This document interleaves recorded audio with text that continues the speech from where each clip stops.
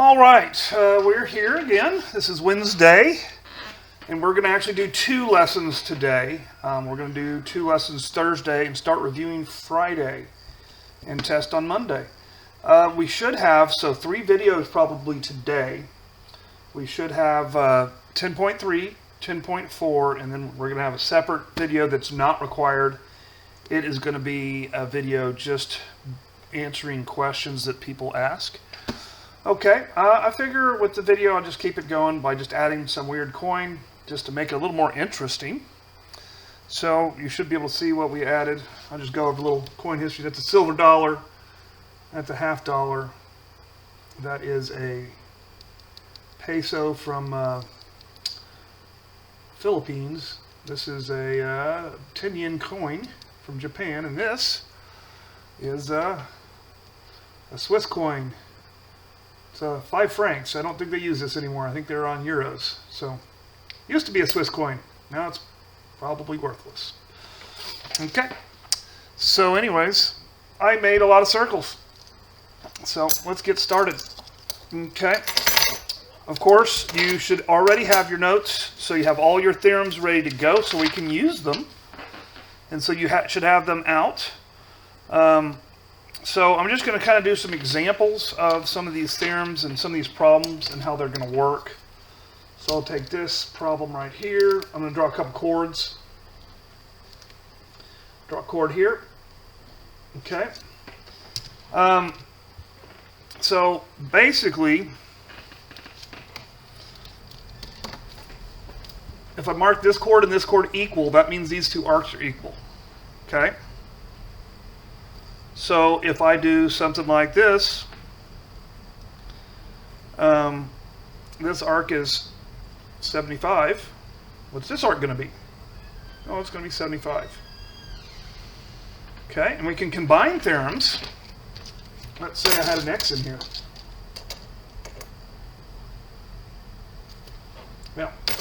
Well, we won't go there yet. Okay, so you can do this all day long.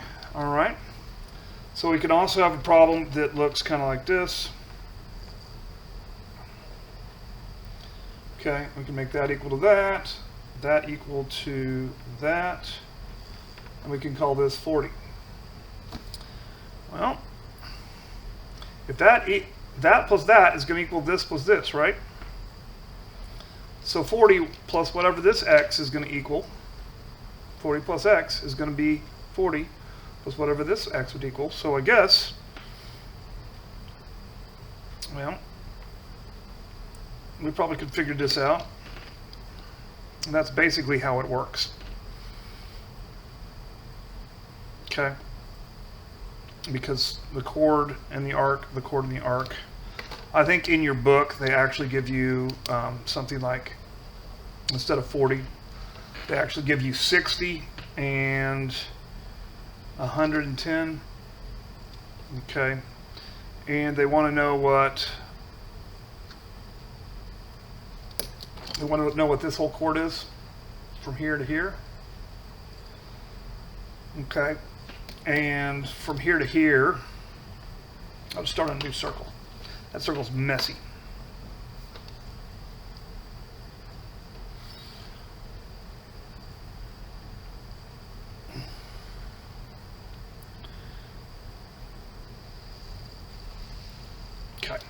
Yeah, I'll start a new circle because I'm going to confuse people.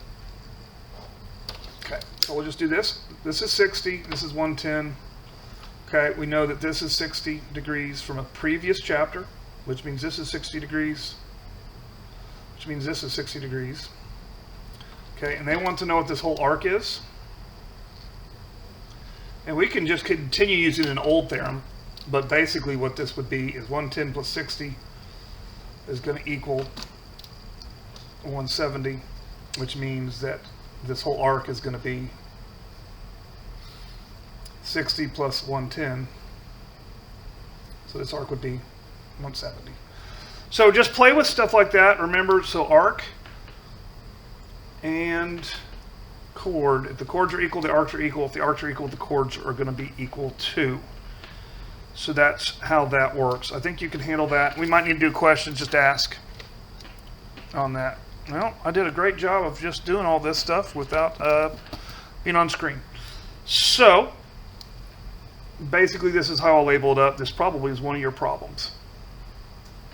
So I just did 60, 60, 60, 60, 110, and so I need to know what this is. So that would be 110, 110, 110, 110. So there's a lot of ways to do this, but basically if the arc is equal, the chord is equal. So these chords are equal, so the arcs are going to be equal. So 110 plus 60, 110 plus 60.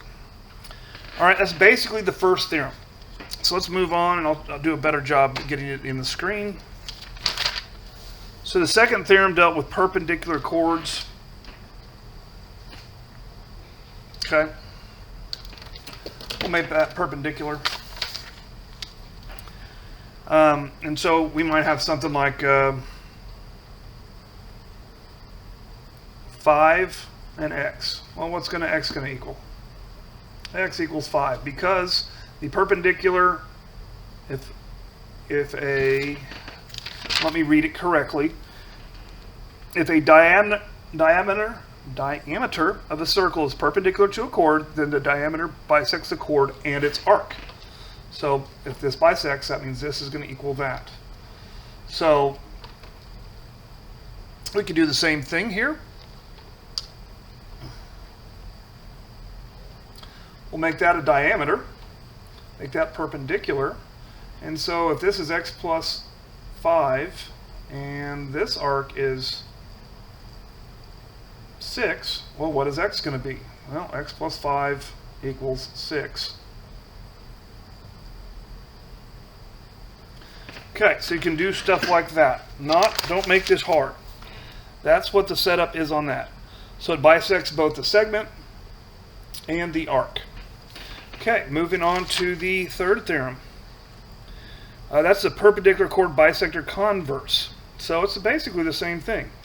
So if I bisect this here, if I do this, and this chord is 8, I'm sorry, this half is 8 and this half is 8, well, guess what? That means that this is going to be perpendicular. And then that means that this right here, this guy, is a diameter. Okay.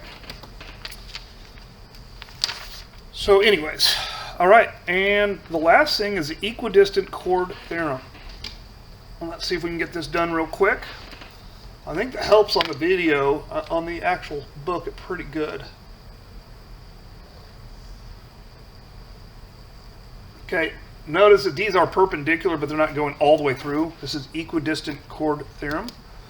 And so basically what it states is the equidistant chord theorem means that if these chords are both the same distance from the center, well, then they're going to be congruent.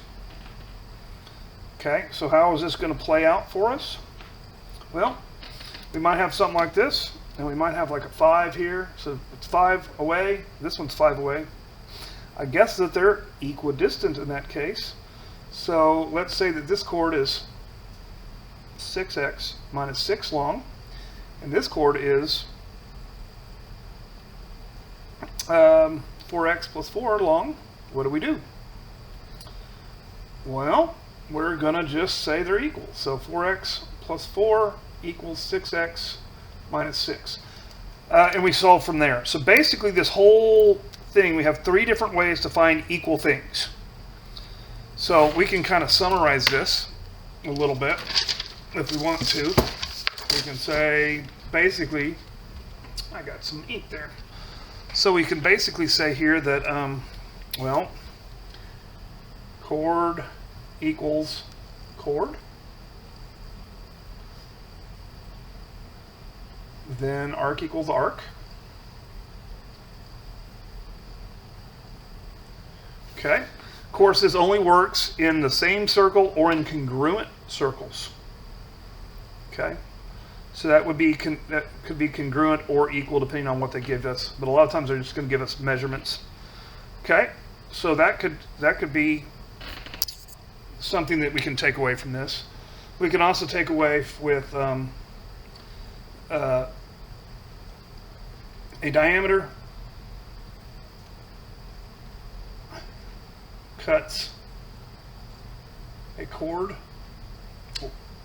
Yeah, I know. I missed an H. I mean, I got it right. Right there is the spelling. I left it on there so I wouldn't leave out the H, but yet I left out the H. So I did it. So a diameter cuts a chord in half and its arc in half. That's what bisector means, right?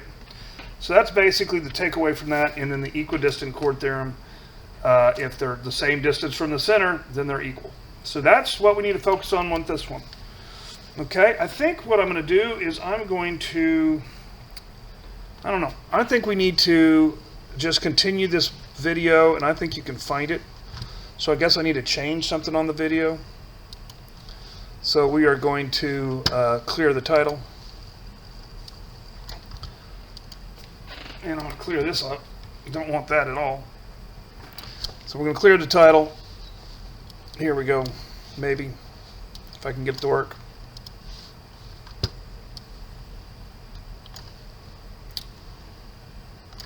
Yeah. All right, so we'll also do, because this one won't just take you very long. Also go ahead and do 10.4 here. And again, you should have all your notes. I put it all for the entire chapter.